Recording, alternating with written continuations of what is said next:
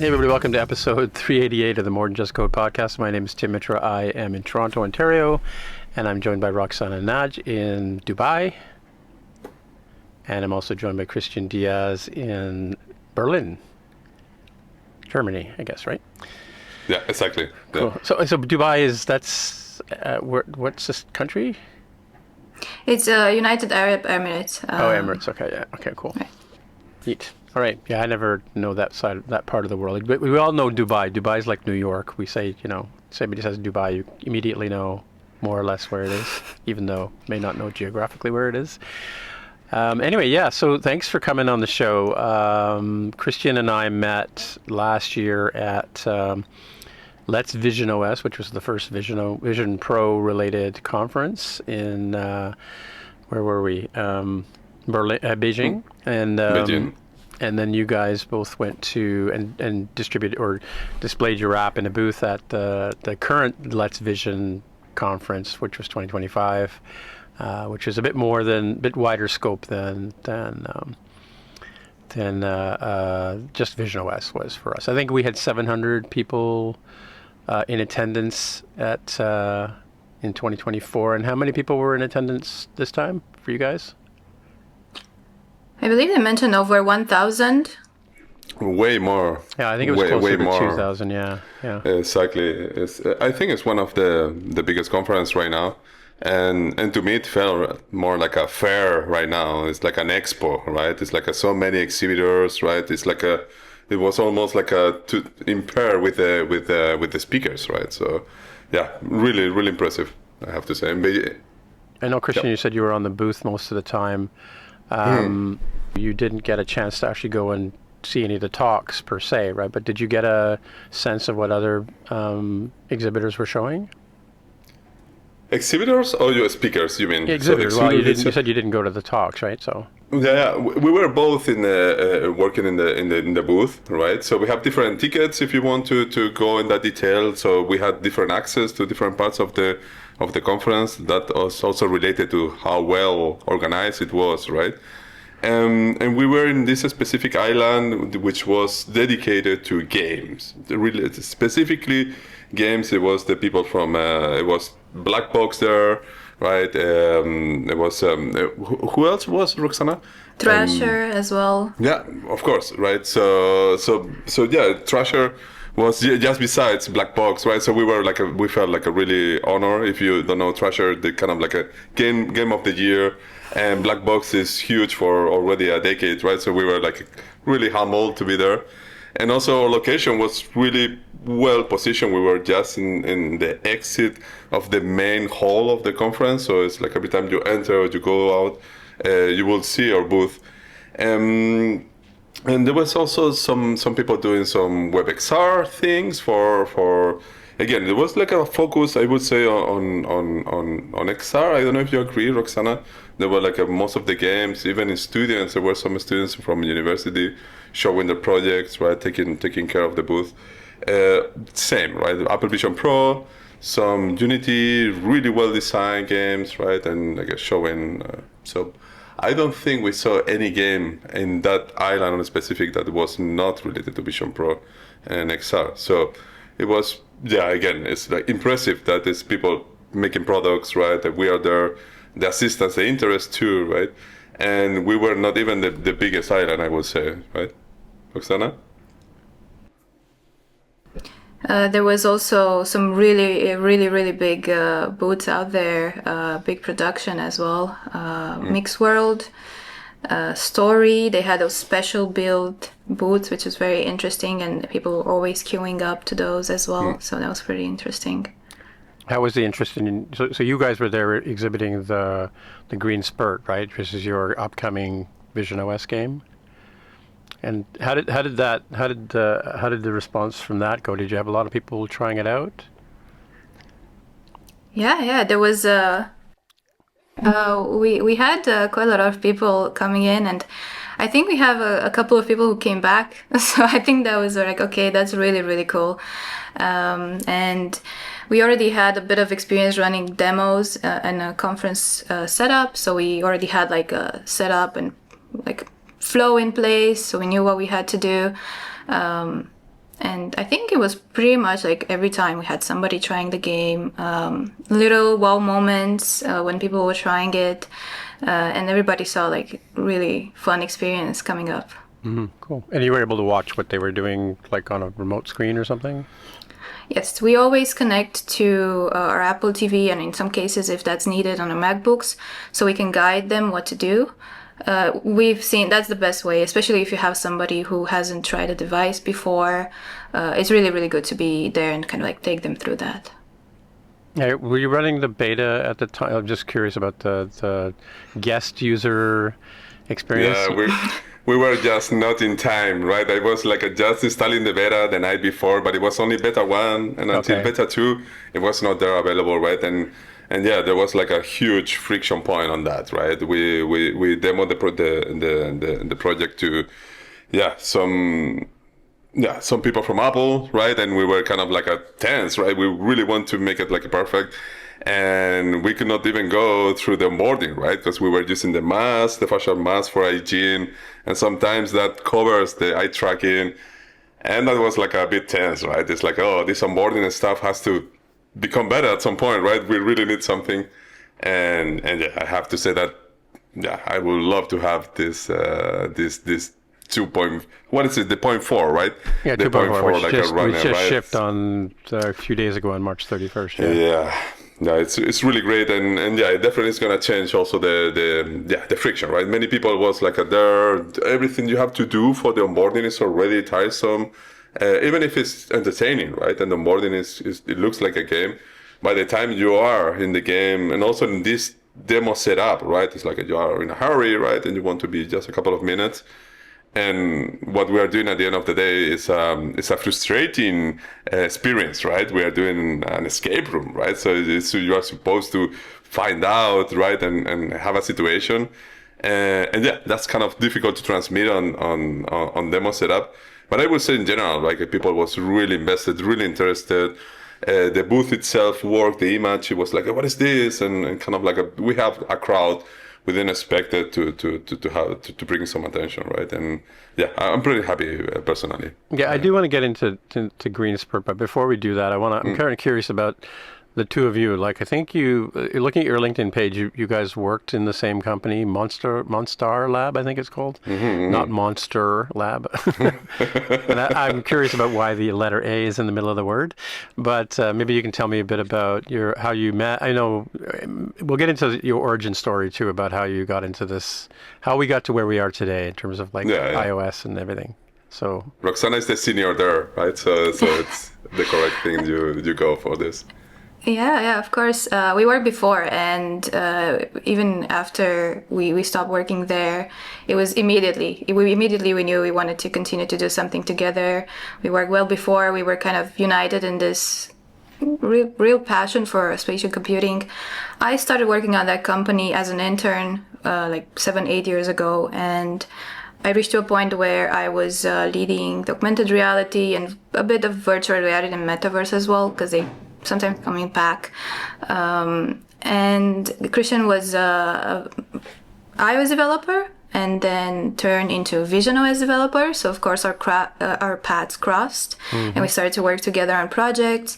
And quite before we left that company, we ended up making a good case for Cristian to come to be only visionOS developer, so we can only focus on spatial computing. And yeah, we worked on a few projects together. We took a trip to Saudi 1 year before.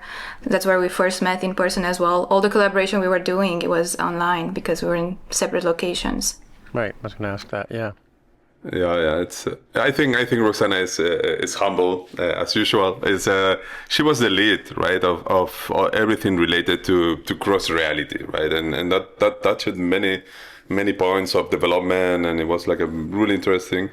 I was lucky. I was in the Berlin office at the time, so Monster Lab as an entity, it was a big company. It started in Japan, and I don't know how many thousands of employees we have, but it was like a big operation without like a clear identity, which is part of the problem, right? It was part consultancy, part offering services. So we have this friction between like the technical people that really want to have like a shop and construct things and have products, and people that only wanted to make a strategy, right? No judgment there. So I was in the Berlin office, which is a small one, but it was pretty technical, right? We were like oriented on creating products, and it's just because lucky. We had some clients that were really interested in making AR projects at the time, way before Vision OS. I was not expert at all on AR, and I was forced to kind of study Reality Kit and do things with Reality Kit, which was really painful, right? As you probably know, especially with the Reality Kit one. But we were lucky because when Vision OS came, and because it's based on Reality Kit, we were like really well prepared. We already had experience with Roxana. We had projects to present, to go to the labs, right? So everything kind of fell in place and everything was going well. And then the company went away, and we are like, we're in this great moment. Yeah. Everything fits. What do we do, right? And we push. Yeah. So you mentioned the developer labs. You're talking about the Apple ones. Did you go in? Yeah, exactly. Where was Munich. that, in Berlin? Munich? So I went to Munich, and also I went to London. I went to the Battersea. I was in love with. I'm in love with the device, right? So for me it was like I need any flight hour I can get now with this device. So yeah, every time I could, I sent out. So Munich is pretty big on the south of Germany. So and you got one. You went to the States to buy one when it first came out too, right? Yeah, exactly. Same with me. Miami. Yeah, for me, like the similar story. I was going with a bit of skepticism. I really didn't understand what Vision Pro was or why anybody would care. Especially at my age, right? And but yeah, when the moment I put it on, I was like just blown away by the typical Apple quality and finesse and stuff like that. Yeah, it's cool. Yeah, I don't know if you have anything to add to that, Roxana, or did you try? So how was it? What was your experience like with Vision Pro? When did you first find out about it and try it out and things like that? Mm-hmm. So my whole journey up to Vision Pro started in 2017 with ARKit. And I was an iOS developer, and we had this, it was very like a casual code night at work, and we wanted to try ARKit. It was just announced. There was also AR Core out there, and I played a little bit with it. I made this very basic tic-tac-toe. It was just image tracking at that time, like crazy to think back of what kind of features we were like wowed about at that point. But it really triggered something in me, and I went to learn more about it. It also happened to me, fate happened that I got a project to work with ARKit, so I even got to practice it, and that's what the moment where the whole spatial computing, and at that point, right, we were talking about augmented reality.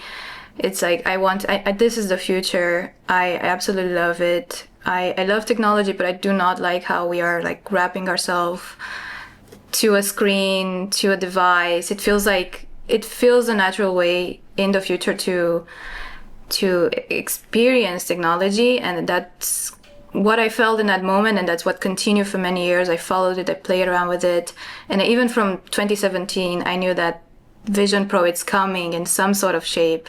I was already quite into Apple products, so I was in the ecosystem. I was a developer, I was having iOS, I was having an iPhone, a MacBook. So I said, okay, for sure when something is coming out of Apple, I will love it. And it was exactly that, and Vision Pro was announced, and it's everything we were hoping for.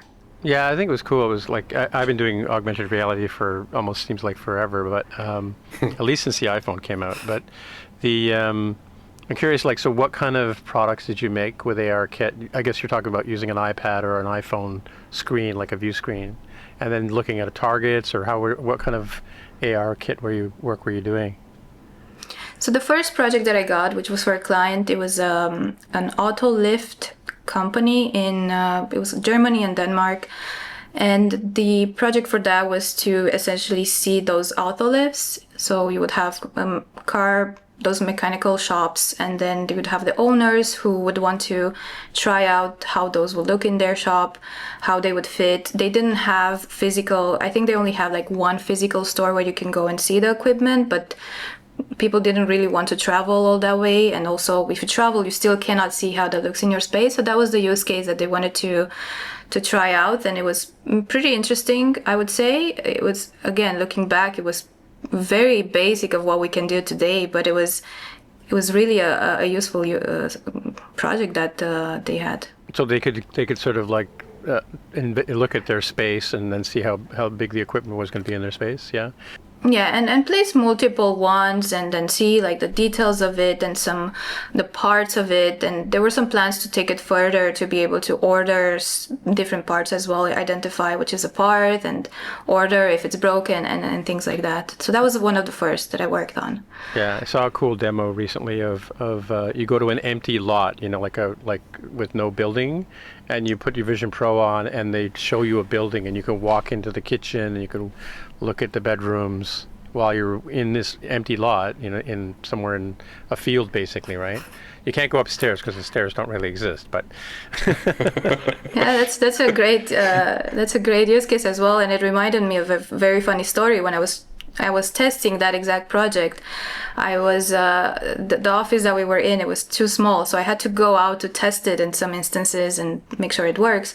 So I was doing that in the parking lot, and at some point, and because I was using my iPhone, at some point I was just like, it looked like I'm taking pictures of cars. And this guy comes running and is like, no, I'm leaving, in Danish. He thought I'm taking pictures to report him that he parked illegally or something. And it's just like all these like moments when you test out your AR experiences and you look funny, right? Yeah. Well, it's like back when I grew up, if somebody was walking down the street talking to themselves, you would call a doctor. Now they're using their earbuds or whatever, right? So yeah, cool. All right. Well, but we want to talk about the Green Spurt. So why don't you guys explain what the project is? And it's a Vision Pro app, I think we mentioned before. And also, I think from what's interesting for people who are interested in Vision Pro and development is you're using TableTopKit, which I don't know anybody who's using that. So maybe you guys can give us some ideas. We hear that a lot. Yeah. Maybe I'll start a little bit about the idea of the game, and then maybe you can go into a little bit more about TableTopKit and how we came to that. So when we got together and we wanted to figure out what we want to do, we said, okay, we're makers first. We want to have a playground. We want to go and really, really push the platform, learn the ins and outs, play with all the features there, maybe some of them that are not that common to play with. And there was this idea of escape rooms and the potential of it, and it's such a good use case for us because you can use any feature of the platform as a mechanic. So you can turn anything into a puzzle if you want. So I think it was pretty straightforward once we talked about idea that it's a really good project for us to take on. And I think early days of the projects, we went and did this repository, we call it the mechanics repository I think we had over 50 ideas of how we can make puzzles in the Apple Vision Pro. So it's like, this is really exciting. We want to do it. It's creative. It involves art. It involves technology and pushing the limits. And then maybe I'll pass it on to Cristian also to say like why we picked TableTopKit. I love how is the phrase like we did it not because it's easy. It's because we thought it was gonna be easy, right? So how hard can it be? Is the expression? Yeah, I mean it's like So yeah, I think like what Roxana says, the context, right? We were iOS developers. We were used to B2B and show products that have some utility, right? We don't come from the game industry or game engines necessarily. We have some contact. We know a bit about it, but it's not the mentality. Also, it's not our training, right? But that's something that we had to learn with the time, right? Like many things that we were like overlooking. How hard can it be, right? And it's really, really hard. So the thing is like at the end, for us, we have to search for what is the main differential of the Apple Vision Pro with anything else, right, out there, right? Or Vision OS, if you want, right? What is different about this system and your interaction on this device that is not on MetaQuest already or on something else, right? And for us, it's like we discussed it a lot. This, right? We discussed it. By the way, we have a natural progression on how we work remotely, right? And we ended up working on FaceTime with personas, and we work with that, right? And that kind of created also the environment that, okay, for us, what is really the killer use case is all about multi-user and all about the spatial computing, right? Like being able to integrate your surroundings and have like a way of, I don't know, like if you have data, a way to display the data, like interact in a more complex and more app way if you want, right? So that's why it was like we don't want to really make a game. What we really want is to explore the spatial computing part of it by doing I don't know, like an idea. We didn't have an idea at that time. And when it was in 2024 was announced, the TableTopKit, right? So when it was announced, it's only one video. Documentation is lacking. We can talk about that later. But when you see the documentation and you see the project, it's really it really resonated on us in the way that first it has like a higher level of abstraction on how you interact with elements, right? So it's not only about gestures, about pinching and rotating.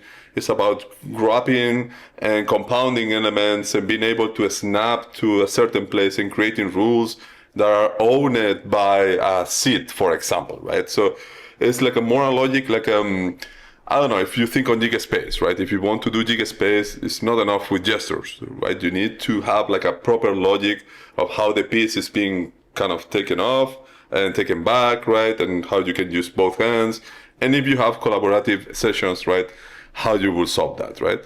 And TableTopKit came with all of that, plus really interesting architecture, right? If you go and check the framework itself, it's completely state-driven, right? Everything is an abstract, and everything is passed as an action and evaluated in a reducer, right? The style of code, right? So it felt like a really good, right? This is unidirectional, and it's something like it's really hard to make also on. Again, I started with Reality Kit 1 and Roxana 2 even before, and that means like we didn't even have Reality Kit on Swift UI, right? So connecting all the machinery with something that is more deterministic, it was almost impossible, right? It's like everything was running on their own and you do what you can, right? So yeah, Swift UI and Reality View is great, but it's still there if you want to use something like DCA or unidirectional architecture and control all the faces and states and multiple parts of it, it becomes really, really hard. So for us, TableTopKit brings like a dream, right? Oh, okay, now we can plug this and we can take all this ECS way of doing stuff and mix it with more like a unidirectional and more deterministic way of doing it, and that accelerates, right? And that's only for one user, right? When you talk about multi-user, right, I think it would be impossible to do it. And as we say, like continuously, right? If we didn't have TableTopKit, probably we would have the need of developing something like TableTopKit, right? So yeah, I totally recommend the people imitating the architecture because it's really interesting what is going on there. So you were saying that it potentially could be used by multiple users, but you're targeting one? Because I think some of the demos we've done, you and I together with other people, we've all joined the same session, right? So yeah, it's a multiplayer game. That's another benefit of doing it on native, right? Because you have not only you have a real group activity, and you have access to the personas. So people plays with their own personas in the game, right? Which feels like a really a different experience, right? It's a game that becomes something you can play with your friends and kind of like a chill out right there. And for us, again, we were not really expert on group activities, right? Group activities are, it's always like, oh, it's scary. But we knew we knew that shared activities and things that you can do with people, like the telepresence, right? The co-presence, right? It was something like we really wanted to explore, and it was kind of requirement from day one, right? You want to go with your team and solve this mystery with them. If you don't have friends, you need friends, but you can also play alone, right? Cool. So I've tried the beta out, and I'm curious. Two things. One is are you still using public beta? Can people try it out if they want?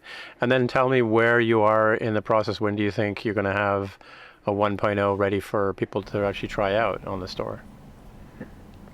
Yeah, so the public beta is on our website as well, so everybody can go and try it.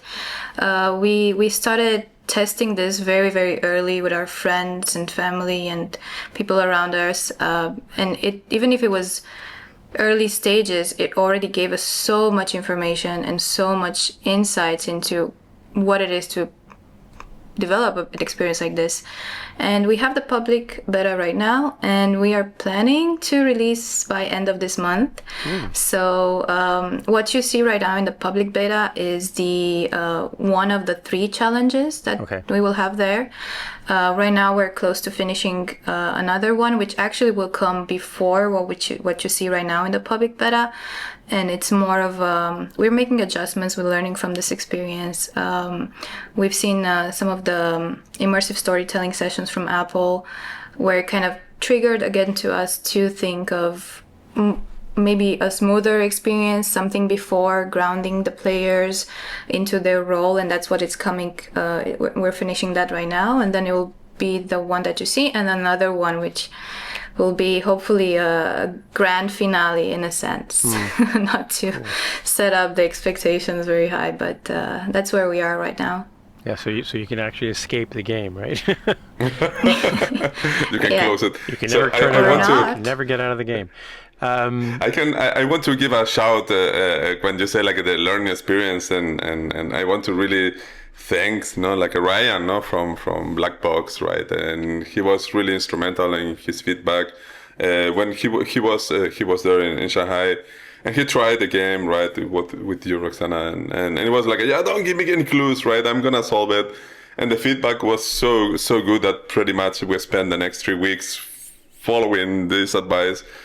Also, the THRASHER, the THRASHER people was really supportive, right? And you feel the generosity again, right? It's this thing about the community that sometimes between Roxana and me, we work together, right? But we are kind of isolated at the same time, and we are in our own echo chamber, right? And feeling that this resonates and can be improved, and having some external feedback was really refreshing, challenging, but refreshing. So shout to these people. Like, yeah, we love them. That's good. Ryan McLeod and Black Box is the official game of More Than Just Code podcast, by the way.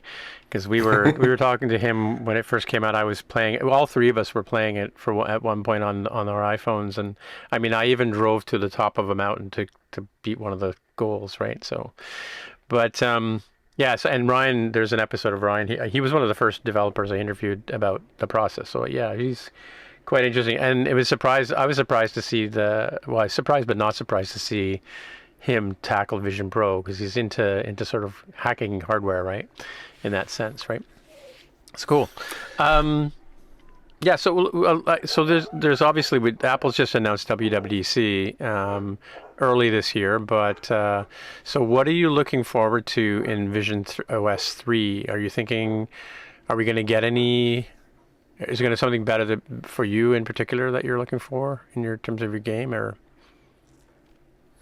what are you hoping for? Yeah, so as technically, right, as developers, right, this is for us. There is friction, right? So we have this kind of ambivalence between we don't like to be negative about the state of the platform, right? It's like we do really believe that this is complex. It's really, really complex, and every time you try to construct something, right? It's like you understand, right, how hard it is to get to the point that is Vision OS now, right? So even with that, right, for us has been there is many things that have been difficult to test, for example, right? Mm-hmm. All the thing about the group activities is really hard, to control and to test. You really need to be on call all the time. And that creates a situation where we're kind of like iterating. It's really slow, right? Because what do? You have a test flight and you send a test flight, or you have like the certificates and both parties compile. So group activities has been challenging also because we were learning. But at the same time, VisionOS itself is a complex beast, right? It's like so many things going on, so many windows, so many types of windows with their own rules and their own bugs, right? And things are moving fast, right? So you have like this version doesn't work like that. So we feel a lot of feedback, and we got a lot of answer, more than we can answer sometimes. So to me, we need a better way to test group activities, because I think it's a crucial part of VisionOS. And then the overall fixes, right? It's like I do believe that the window management is something like it's impossible right now, to do completely right, to have the control of all the faces and being able to transition from one type of window to another. And maybe the last one, right? Because we have been doing so much work on 3D modeling and shaders and things. When you see what other game engines are capable of, right? And you compare to some stuff, right? It's like we need a push, right, on RealityKit, I think, right? On lighting, on physics, right? We are great on sound, we are great on text, right? We are great PBR and textures and many, many things. But yeah, we definitely need better physics and probably lighting. I will ask for better lighting, but yeah. Yeah, it does be with a lot of the students that I talk to who are trying to learn VisionOS, lighting objects is a challenge. I know you have an article on your blog about that too. So Roxana, what are you looking forward to in the next version of VisionOS? Yeah, I think also for me, it's that what is on top of my mind is stuff related to the project. And there was another thing that we were talking about, that right now you can start a shared experience only from FaceTime. Okay, we were thinking that could be interesting if it could work in another way. Because, for example, we often use our device to give the game for people to try it, and they cannot try the multiplayer experience because you cannot because they can't log in, right? Yeah. Exactly. And it's more like a testing again, perhaps, but it's a personal device, so at the end of the day, maybe that also makes sense. But I think that'll be interesting to see if something could be with that. Yeah, that's a great one, right? It's like having the people in the same room. With Vision Pros, right, is a real use case, right? We have it in the booth, and you can have it in exhibitions. And one thing that maybe I want to add now that you mentioned, Roxana, is that also TableTopKit is really restricted to VisionOS right now, right? So even if you go for group activities and potentially you can make something with iPhone or iPad, right? There is no way to put that framework running on those devices, right? So that will be really interesting to have like a different modality of playing in the same game and having participation of other platforms, right? It will help the adoption too. So, but personally, how often do you each individually use your Vision Pro outside of working on the project? And if just from a personal point of view, what are you looking for? Like for me, I am frustrated that I'm logged in with optical ID on my phone, on my Vision Pro, but I can't unlock my phone. It happens to me all the time. I can do this with my watch, but I can't do this with my Vision Pro, right? So anyway, what personally are you hoping for from WWC or VisionOS 3? I would say I absolutely love the environment, and I can never get enough. So I would love more. There's one in there, Mount Hood, which is so similar to a place in nearby my hometown, which is very nostalgic. And when I saw it, it was like I got emotional. They're really good. So I would hope for more. And then in terms of, but that's not really, I don't think that's something that can really be solved. But I do have a big problem with the battery, because I don't have pockets. I'm a girl. I have some, it's very notoriously known that we are poor. The makers of our clothes that just don't put pockets. So I find myself in situations where I need to go and do something where I'm not at my desk, so I have to take the battery with me, and I put it in weird places. I put it under my armpit. Sometimes I need to change my clothes. Yeah. But that's not something that I can't imagine that's something that will come, that's more like a hardware, probably takes some more time, right, for the hardware to this, but it just, I thought about it those days, and I just thought, like, it's so funny.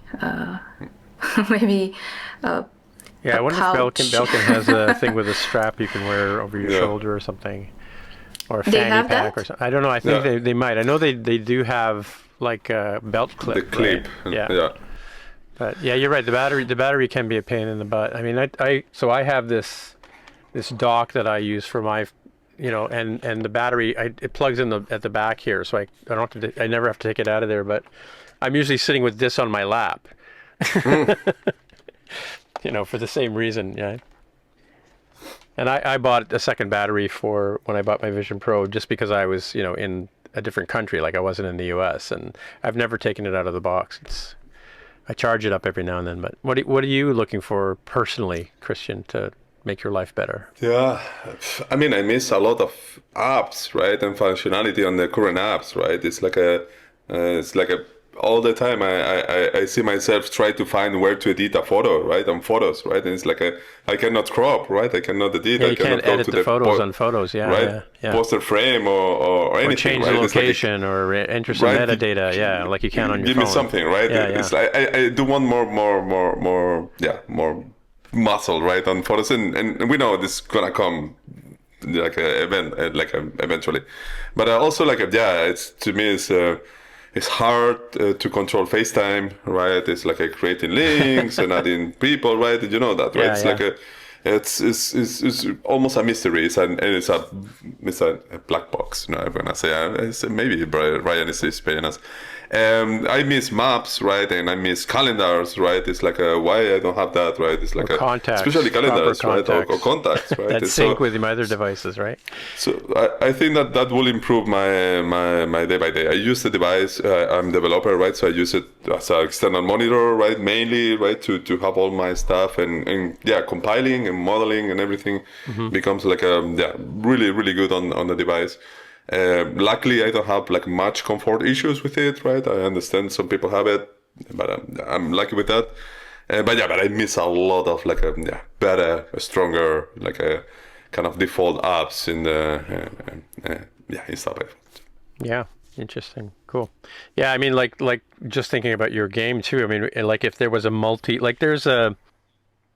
I know there's ways that you can have like an iPhone or an iPad talk to each other, and I think we played a game once with Josh where it was the Crossy Road one where he could we were on our Vision Pro, but his kids could be on an iPad and play along too, right? So that would be nice to be able to have that sort of a FaceTime, like what do you call it? What do we call this? Spatial persona, a persona experience inside a game. But I'm sure Apple's thinking about, okay, well, that could go wild if people got a hold of that and made a third-party persona app.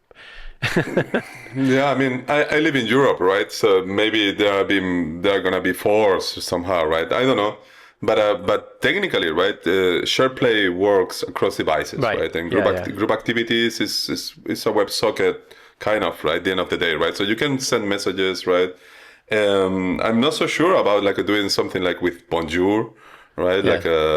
So I'm not so sure that the way you can do it with a Mac and an iPhone, for example, which will be interesting, right? This is what Roxana mentioned, right? It's what about if we have a local network, right? And we can connect with it, right? Not only for presence, maybe for even working, sharing, and everything else, right?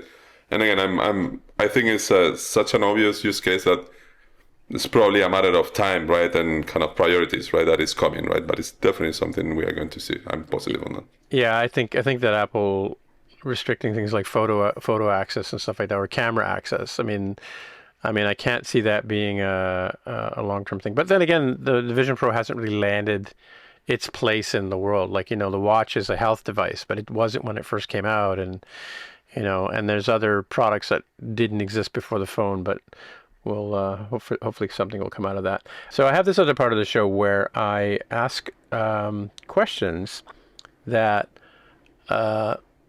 reveal more about you individually, right? And it's based on the work of Marcel Proust. I don't know if you know the Marcel Proust questionnaire, but also mixed in with a little bit of a American TV host called Stephen Colbert, some silly questions from him, and then some silly questions that I've added too. So if you guys are seated comfortably, we can get into the questions, and you can either answer both or just whatever. We'll see what it is. But first thing I want to ask, I'll ask Roxana first. What's your motto? What's your mission statement? I do have one for a very long time, I think high school, and it's opportunities multiply as they are seized. So this is from The Art of War by Sun Tzu. Mm-hmm. It's a ancient Chinese military book. I read it a long time ago, but this quote stuck with me, and it's how I like to live my life. And it's kind of like my interpretation, at least, of it is that you can never know what opportunities will branch out for something. So I try to say yes, and I like to think back on my life and all these moments where I said yes and I couldn't have imagined what would come out of it, and like those life-changing moments. And that's mine. Yeah, I used to work with Walmart, and they don't have problems, they have opportunities. How about you, Cristian? What's your motto? Yeah, I don't have one really, right? What I do have is like I always kind of like I use this title of being a humanist, right? I studied arts in the past, and sometimes it's like people, why did you say you're a humanist, right? And this is because I do believe that the humanity is kind of like a big chunk of the problem, right? But also can be like a good part of the solution, right? So I'm really optimistic on how the people can fix things, right? But yeah, I think. Cool. All right. So Roxana, who are your heroes in real life? I always like to reference my parents first, and then thinking about the field that I'm in right now, I look up to two women in spatial computing, and that's Dr. Helen Papagiannis and Kathy Hackle. They're pretty much pioneers in the space, and I look up to them. I follow them on different platforms. I keep up to everything that is happening through them, and yeah, they're kind of like role models and heroes in that sense for me. Cool. Cristian? Yeah, I'm a huge fan of artists and people in this cross-thinking, right? But I think this is the right time to say that my personal hero at this moment is Miyazaki, Hayao Miyazaki. Mm-hmm. So. Okay, cool. What's your favorite word? Word? Affordance? Affordance. Yeah. It doesn't have to be an English word, by the way. Just. Yeah, it's I don't even know the word in Spanish. So affordance. Okay. So probably it's like I do like this thing about like a hinting. What is this for? Right. Right. There's something there. Yeah, we hear about that in I think they talk about that in accessibility and design, right? So. Exactly. Yeah. How about you, Roxana? What's your favorite word? I think right now, and I'll go with a bit of a mom answer, and that's actually mommy, which is mommy. And when my son says it, it's the cutest thing, and it's my favorite word. That's cool. All right. What's the best sandwich? Yeah, I can go first with that one because I have my answer ready. Okay, I love this question. Yeah. So there's this deli in Dubai, Italian deli, and they make those sandwiches called the Rebecca. I don't know the reason for that, but it's a slow cooked pulled barbecue brisket with pickles, cheddar cheese, and like a garlic sauce. It's the best thing in the world, and every chance I get it to have it, I do. Cool. Yeah. Cristian. Yeah, now I'm hungry. So yeah, I was raised in Spain, right? So my answer is like a pretty categorical, right? There is only one single truth, right? Which is like a sandwich of jamón serrano, which we call it bocata, in fact, right? We call it bocadillo, which is a diminutive, but at the end of the day, it's a big one. But it's this kind of like a jamón serrano, and maybe oil, maybe nothing, but good bread, and this jamón must be one of the best sandwiches for me. Cool. All right. What's the scariest animal? The cow. The cow. cow. I was, I had this like a kind of like a close encounter when I was a kid with a kind of like a wild cow. So it was not even like a milking cow, and it was. So my image of a cow is more like a zombie cow. Was it a cow or a bull? It was a cow. It was like a really upset cow and really skinny and zombie-ish. So yeah, zombie cow. Okay, all right. Yeah, zombie cow. I'm really afraid of that. How about you, Roxana? My answer is more like an insect, but nothing scares me more. No animal scares me more than a spider. Spider? I don't like spiders. Cool. What's the one thing you own that you should really throw out? Well, t-shirts, right? I have a mountain of t-shirts that they don't even fit on me, right? And I kind of like grab to this hope, like at some point. But I don't know. It's I think like I do like a simpler life, right? With less things, right? So pretty much everything is a candidate, except the Vision Pro probably is not something I would throw away. But probably I have a t-shirt issue right now. We recently moved and we had to get rid of a lot of stuff, so I don't think right now I have anything that I would need to actually throw out. But I love collecting stuff, so it's difficult when I have to do that. Yeah. Have you ever asked anybody for their autograph? Or to sign something?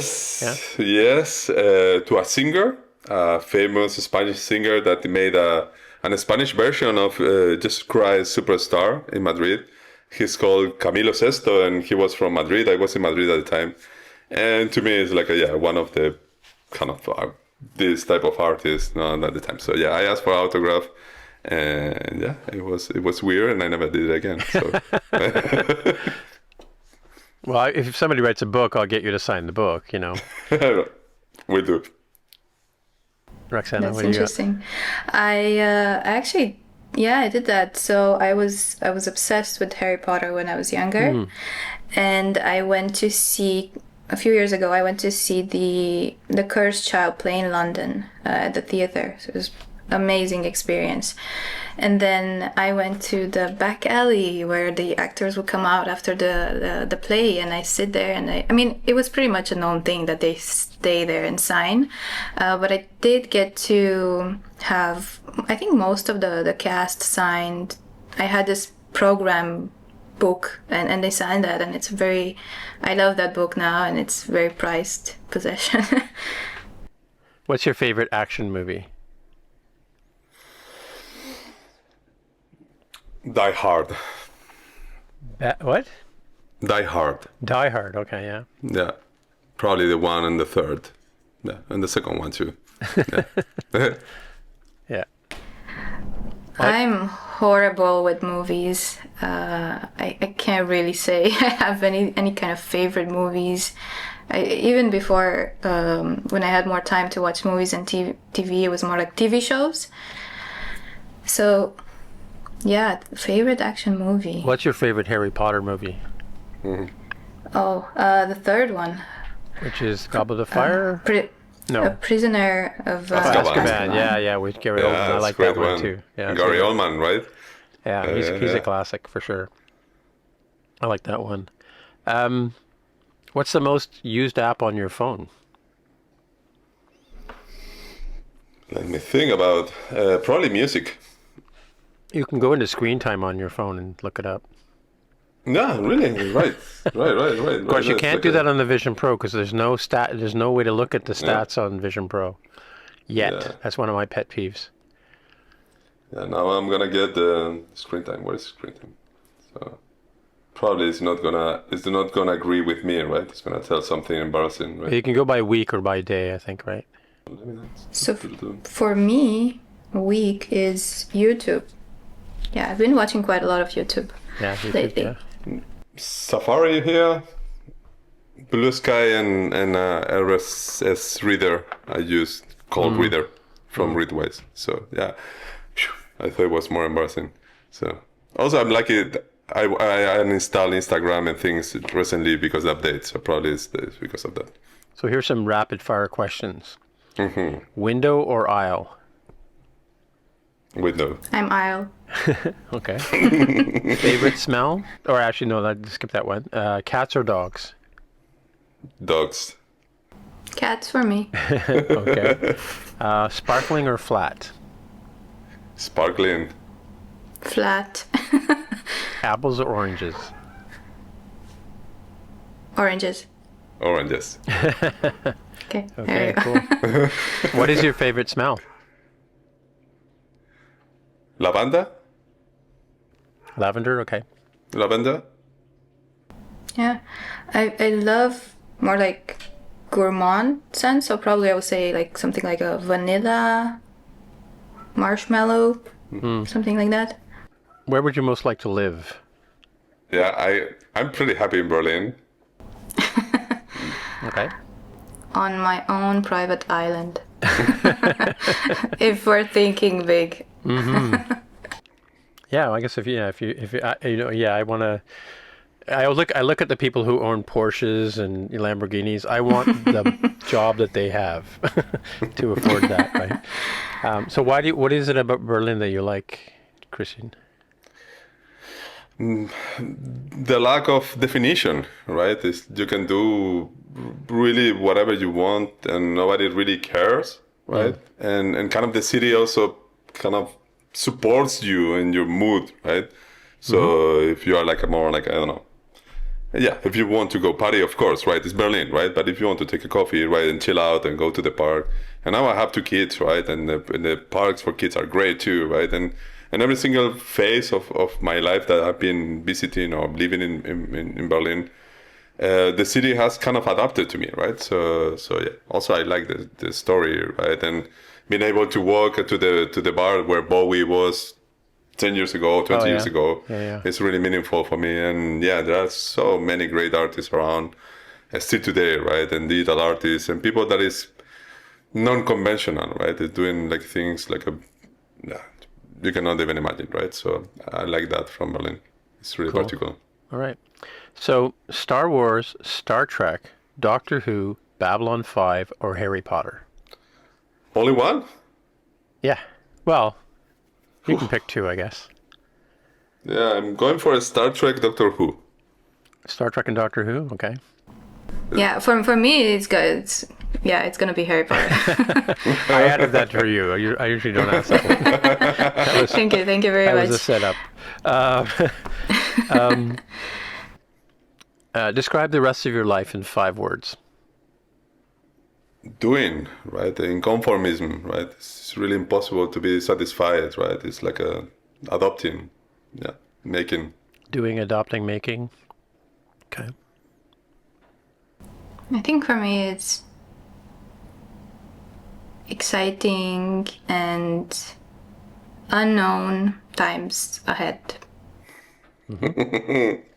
Anyway, okay, well, I guess that's pretty much it for the show. Why don't you tell us how people can get in touch with you and maybe what you're working on after this, after the game comes out, and if people want to get into testing out your game, how they would go about doing that.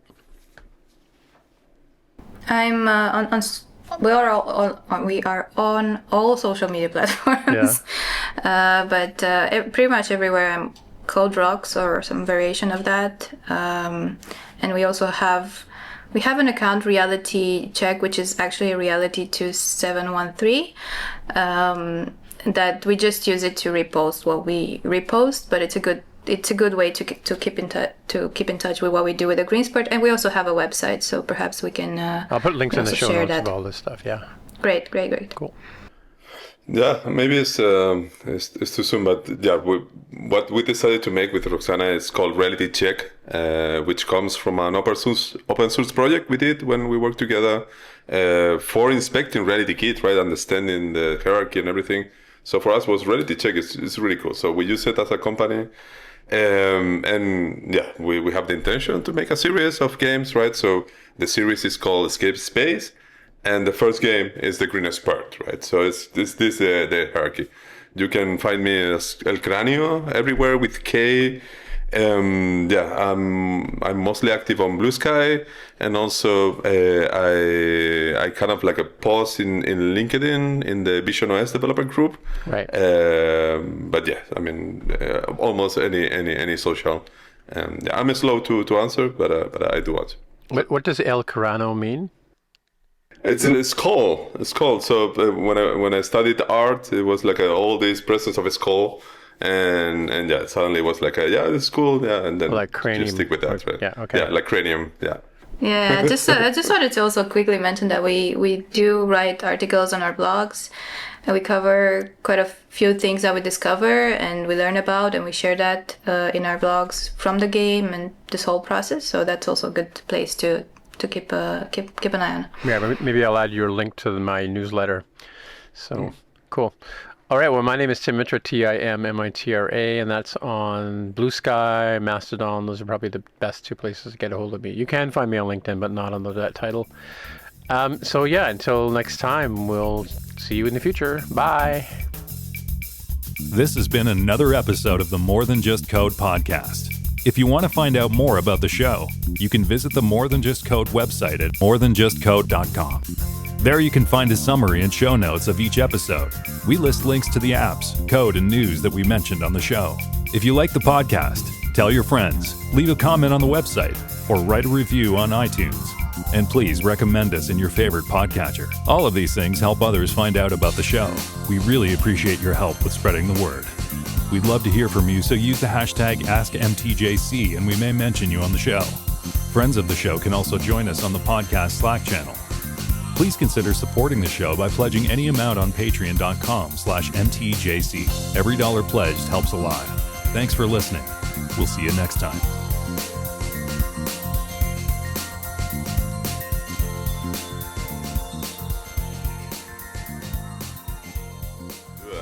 I'm really entertained looking at your background, right? It's because it's so many things.